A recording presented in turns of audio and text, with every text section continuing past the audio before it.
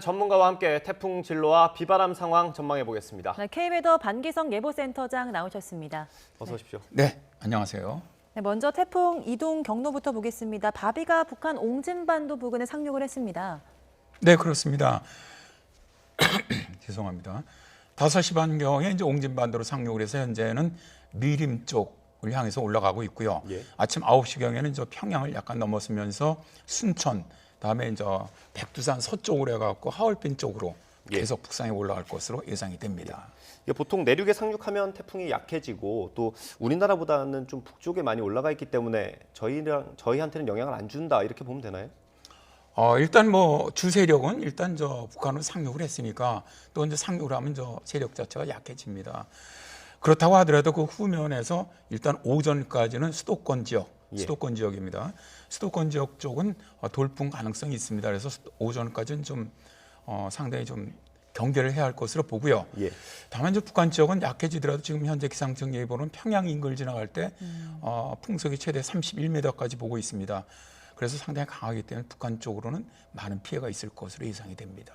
그런데 이번 태풍을 우리나라 말고 유럽이나 미국 측에서는 이 중국 단둥에 상륙하는 것으로 예상을 했습니다. 그런데 우리 기상청이 이번에는 맞춘 거군요. 네, 그렇습니다.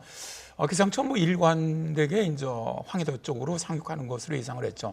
다만 이제 황해도에서 이제 해주 쪽에서 약간 이제 옹진반도 쪽으로 약간 좀 서쪽으로 약간 네. 좀 변경을 하긴 했지만 뭐 그 정도는 이제 예보하면서 있을 수 있고요. 그러니까 시종 일관 그 미국이라든가 이제 해외 많은 그런 그 예측 기관들은 실제로 이제 해상으로 계속 북상하는 것을 예측을 했거든요. 그러니까 이번에는 뭐 기상청이 거의 정확하게 맞췄다고 볼 수가 있습니다.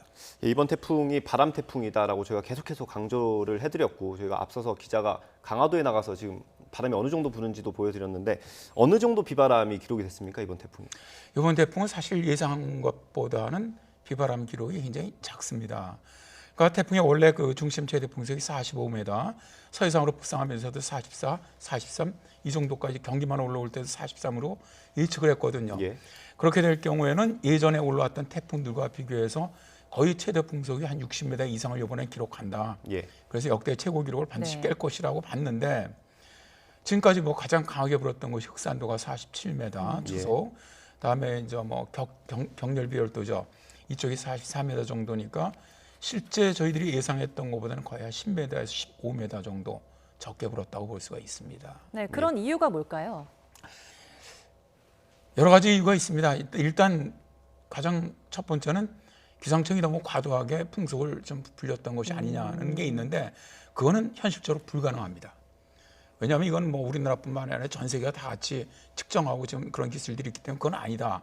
그다음 두 번째, 그럼 결국 그렇다면 그게 아니라면은 중심부만 굉장히 강한 태풍이라는 거죠. 코어. 그러니까 지나가는 중심부만 강하고 그 주변으로는 상대적으로 약한 태풍이 아니었느냐.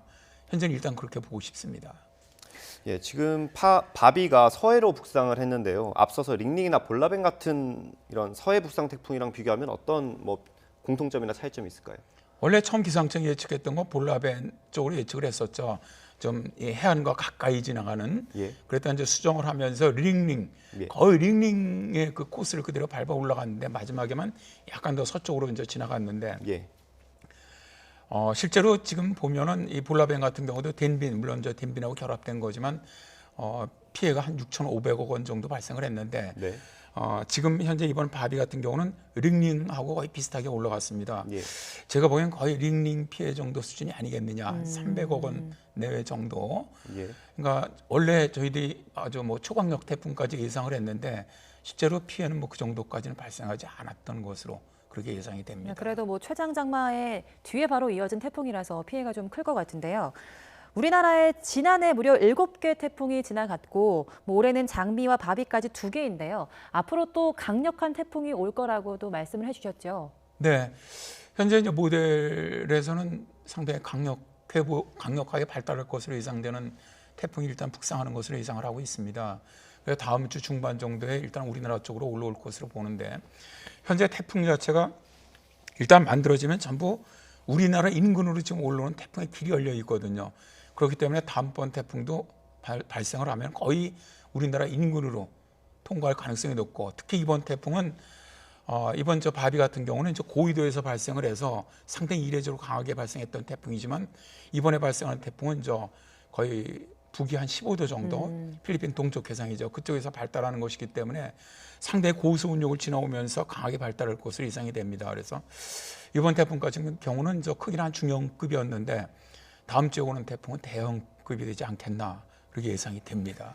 예, 이게 뭐 저희가 전망을 계속하니까 정확하진 않을 수 있지만 이제 다음에 올 태풍이 지금까지 저희 역대 이제 기록됐던 태풍들이 있지 않습니까? 그거랑 비교를 해서 설명을 해주시면 어느 정도 될 거라고 보십니까? 현재로선 다음번 태풍이 어느 정도 강해질 것으로 예측하기 쉽지는 않습니다. 네. 태풍 예측은 거의 4, 5일 이상을 예측하기 어렵기 때문에 그런데 실제로 본다면 거의 우리나라 가장 많은 피해를 줬던 매미나 루사급 정도가 되지 않겠나.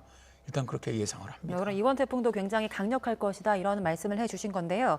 그런데 지금 올해 장마의 태풍까지 올 들어 가장 피해가 좀 큰 것 같습니다. 왜 그런 걸까요? 일단 이게 기후 변화가 원인이죠. 지금 전 세계 우리나라뿐만 아니고 지금 전 세계가 다 비슷합니다. 네. 그러니까 전부 이상 기상 현상으로 지금 다 몸살을 앓고 있거든요. 그러니까 우리나라 같은 경우도 이제 가장 컸던 게 이제 북극권의 고온이죠. 이상 고온 현상으로 실제로 이제 북반구의 제트 기류가 상당한 변화를 가져왔고 결국 그게 우리나라 쪽으로 굉장히 그 차가운 공기를 갖다가 오랫동안 정치시키면서 장마가 역대급으로 길어졌던 것이고요.